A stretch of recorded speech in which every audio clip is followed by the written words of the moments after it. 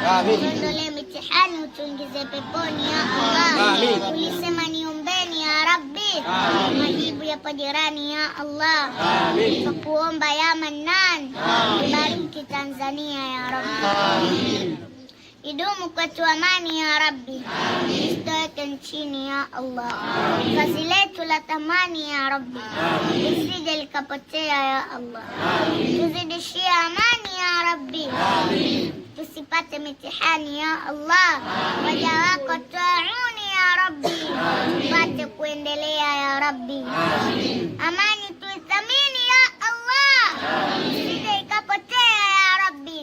Wenzetu waililia ya Rabbi, amani kuwafikia ya Allah. Mada nyingi za dunia ya Rabbi, wapelekee amani ya Rabbi, wapelekee amani ya Rabbi.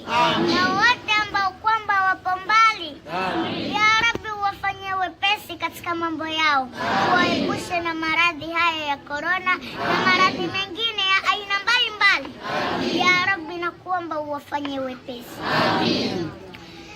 ya Rabbi. Kwa wale waliokuwa Oman, Marekani, India na nchi za aina mbalimbali ya Rabbi, wafungulie katika mambo yao, wafanyie wepesi katika mambo yao, walinde, waongoze katika njia iliyonyooka ya Rabbi.